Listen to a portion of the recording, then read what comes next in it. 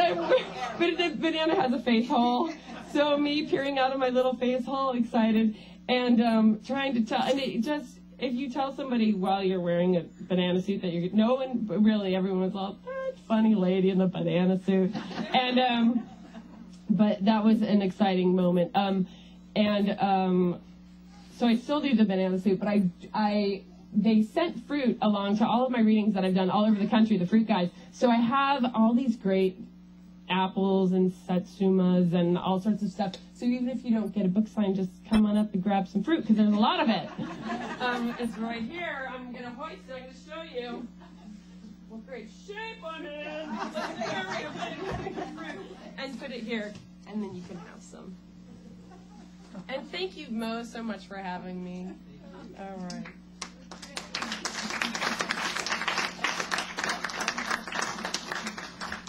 Oh, and if anybody has any questions, I'm sort of a life coach myself now. I'm just kidding. But if anybody has any questions about any of their favorite self-help gurus, I might be. Any pictures of Richard? I do. You know, there's a picture of me and Richard on, if you go to my... Oh, not in the book. Not in the book. The only picture I have of me and Richard is one with me and him and Jan and the rose. But it's incredible what they do with the photos on those cruise ships. I mean, you would get your picture taken with Richard, and you could buy it 2 hours later in the ship's gallery. And then the would buy the photos of themselves with Richard, and then bring it to Richard to get it autographed. And while they're getting it autographed, the photographer is taking another picture of them, getting their picture taken with the picture that they're holding. It's like this weird Russian nesting doll of like total hyper fandom. It was insane. Anyone else? So, any other favorite gurus? You know, I really enjoyed the book, The 7 Habits of Highly Effective People. I really liked it. Like, I never would have thought that. And I really liked that book.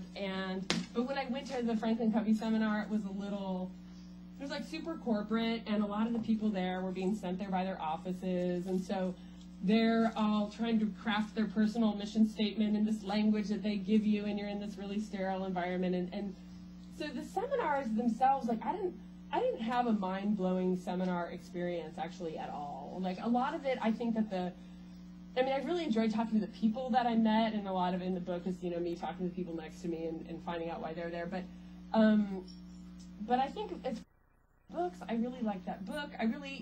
One good thing that I did was I had Oprah's home organizing lady help me organize my house. Oh, and Julie Morgenstern. And she's going to be in San Francisco tomorrow, wants to have a late night drink, which is awesome. And so but I had to send her, 360-degree photos of my house with every, cabinet open in every drawer, and had to label, junk drawer 1, junk drawer 2, junk drawer 3, sending this to this lady. And, that one I felt was totally worth the price. I paid her, $350 an hour. And I was like, that. But besides that, I feel like most of it is sort of in the books, like the 7 Habits is kind of for me. I mean, it's a lot of stuff I think that Benjamin Franklin wrote about, but that was, in that way, that was kind of a cool one, because it's really not touchy-feely and new agey. It's just sort of be a decent person, and I think people forget that a lot, and that's what, I don't know, that's what I found kind of inspiring about that book. Did you have any kind of a spiritual experience with Deepak Chopra? It's funny.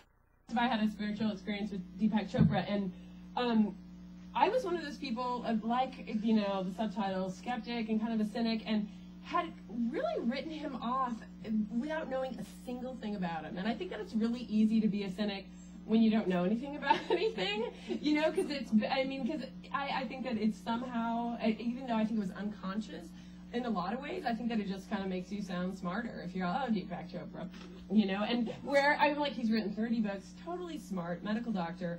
And the book that I read at the time of that had just come out when I was doing this was called Life After Death, The Burden of Proof, and it was all sort of about how the real you is your consciousness, which is part of the universal consciousness.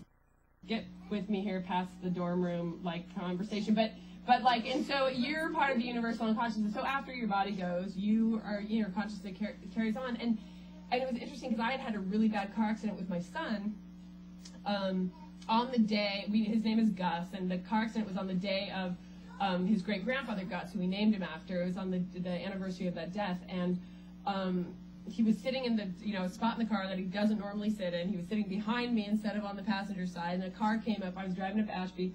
Car came and T-boned us right in the spot where he sits. I mean, dent right into the car, just ran a red light, charged right into the car, airbags, all this stuff, and we walked away unhurt. And 2 weeks later, a good friend of mine, and I couldn't write about this too much in the book because he didn't want me to, understandably, a good friend of mine was in a car accident with his family, and his 3-year-old son was killed.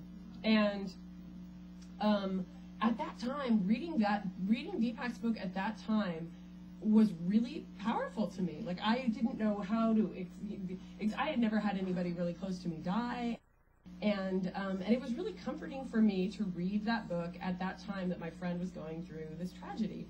And I found it really, really helpful, even though I didn't feel like I could say Deepak's words to my friend. I felt like I couldn't say to him, Sam's consciousness is part of the universe, no, I couldn't explain, use it. But for me personally, to just have that book to read was really great at that time. And when I went to go see him speak, I really liked him. And so he was really somebody who, for me, kind of, it went from like me really not knowing anything and thinking like, oh, that guy who has the spa in San Diego, with all those really expensive treatments, to like, oh my God, this guy is really. So it was a good one.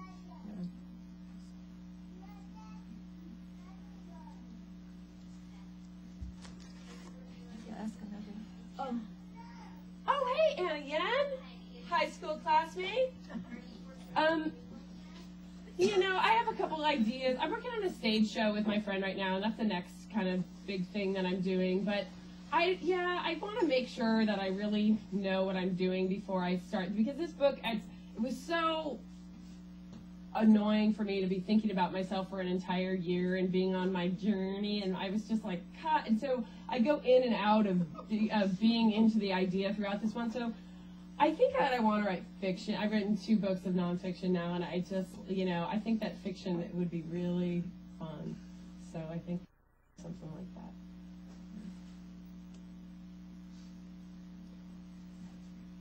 Hi. I'm sorry, I haven't read the book. I don't care. You answered this in the book, but I was wondering, did you, with each new month, just drop everything you were doing the month before, or did you finish things? Like, are you still exercising at the end now? Right, yeah. Some of the things I kept. House organization one, we're still doing it. Like, we still have this whole master plan from Julie Morgenstern, that we can look at and do. And the exercise, like, I had the Richard Simmons tapes and DVDs, and I would do them. I did them for probably a couple months after I got off the ship, a couple times a week, which for me was like more than I had ever done before. And then I just got bored of them and I dropped that. But some of the stuff did stay with me.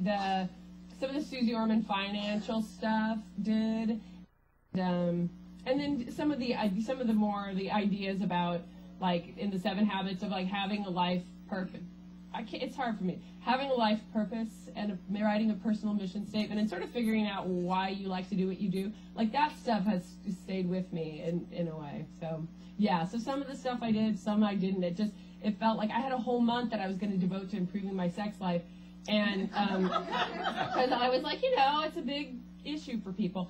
And then I got to that month and I was like, I don't even know how to write about this. And I was talking to my husband and I was like, what do we do? I don't want to go to some tantric sex work. Plus, I felt like I read that article in a million women's magazines, like, me and my boyfriend go to the tantric sex workshop. And I didn't know what to do. So my husband was like, we could just start having sex more often. How's that for a self-help plan? And I was like, that is a great idea. And so that's a very short chapter. We just were like, let's do it more, So that one kind of stuck with us.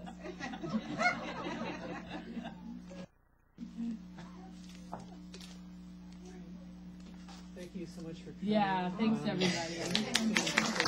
Yeah.